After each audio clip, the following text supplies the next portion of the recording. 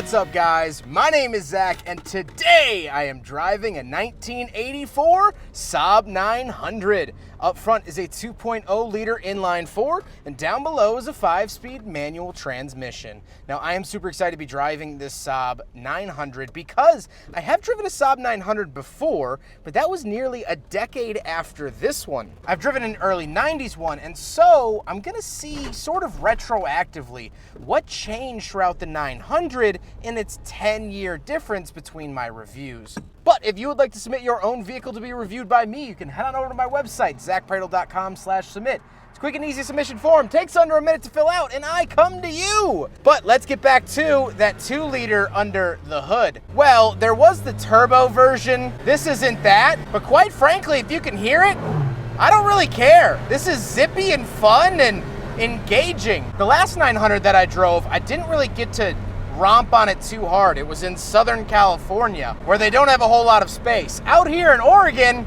they have plenty of space to row this thing out, and it is very, very enjoyable. Now, like I said, paired to it is a 5-speed manual, and that as well is very, very lovely to drive. The shifter click is fantastic in and out of gear. It's easy to manage. The clutch isn't clunky or anything like that. It's really, really a joy to drive.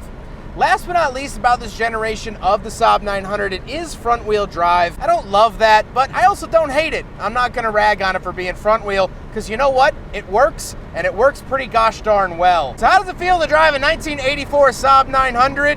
Pretty much the same as the 1990s one that I drove. It is a really good mix of cushiness and sportiness. I feel like I can row it out and have fun, which as you saw, I can, but at the same time, I feel like I could take this to date night. I feel like I could take this out to church or to work and be comfortable and enjoy my driving experience in doing so. So for what it's worth, the Saab 900 is a good little duckling. With that stuff out of the way, let's talk about the interior. Well, in front of me, I have a bunch of gauges. Off to the left, I have a quartz clock along with the tachometer. Interestingly enough, lower in the tachometer is considered econ, and then there's still the red line. So you have a couple different colors kind of indicating how you're revving the car. In the center is the speedometer, of course highlighting 55 miles an hour per the government's request in the 1980s. And off to the right, I have my fuel and coolant temperature. The steering wheel doesn't have anything on it besides 2 horn buttons. Still works. And off to the left, I have my headlight switches, my mirror adjustments, interesting placement here, and 2 climate control vents, or 1 split climate control vent, depending on how optimistic you want to look at it. On the door, I just have my latch to get in and out, a grab handle, and that's it. Very, very simple. Moving into the center, we do have a little radio that is aftermarket. Our climate controls, very simple here as well. Fan speed off to the left, temperature in the center, where to send it off to the right, with probably the world's largest AC button down below, 12-volt outlet in the center of that, as well as a rear defrost to the left. And then my right power mirror adjustment here, found under the unleaded fuel only logo. I do have a little pull-out ashtray and no center console, which means no cup holders. So by default, the 1984 Saab 900 fails the big friggin' bottle test. Then we do have the shifter. You pull up on the collar to get it into reverse. Pretty standard procedure there. But down below, you'll find the ignition switch. Not very standard procedure there. These also have a lockout where you must put the vehicle into reverse in order to get the key out of the ignition.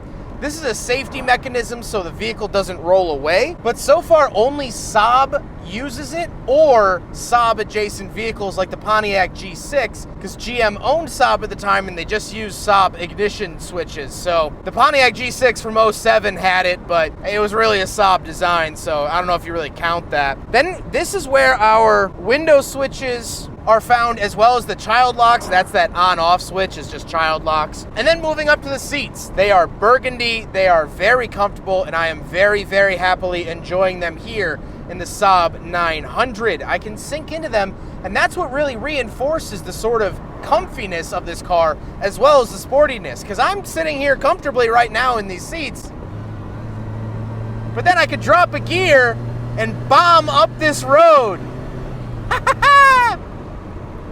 And now I'm back to being comfy. Now I'm back to enjoying myself. That is really, really nice to see out of the Saab. However, we do have back seats. Let's go do a back seat review. All right, so we're in the back of the 1984 Saab 900. I finally get to stop yelling because I'm not driving with the windows down. So let's just take a breather and accept that. Anyway, very comfy back seats. The last Saab 900 I drove was a coupe, so this is very refreshing to drive the sedan. The burgundy carries on back here. I absolutely love this look and I love this feel. It's very, very cushy, very, very forgiving. I would imagine riding back here would probably be very, very joyful. Other than that, nothing too crazy. However, let's hop out. We'll take a quick look at the trunk and cargo space, and then we'll talk about the looks. All right, around the back of the Saab 900S, pop the trunk like that. And there you go. Very, very simple access. You do have a lock on the outside, but there it is. That is the trunk of the Saab 900S. And as you can see, it actually does pass through to behind the seats. So if you have a cooler back there on a road trip, you can reach it very, very easily. And I love that little fact about the Saab 900S. Now we gotta talk about the looks. And first of all, I love the color. I feel like most Saabs I see are either like silver, black, or like a dark blue. So this is definitely a nice change in pace. And I do like the styling. It's kind of funny now driving this 1984 because it makes the 1990s one look completely obsolete by that era. I didn't realize how old that design was until I looked at this design and said, hey, they didn't change a thing. But you know what? That's all right. I'm not judging them in the slightest. I've never designed a car. I don't know what goes into it. But with all of that being said, let's get on to my final thoughts. What do I think driving yet another Saab 900, but this time a little bit older? Well, I really, really enjoy my experience. 2023 has been the year of the Saab.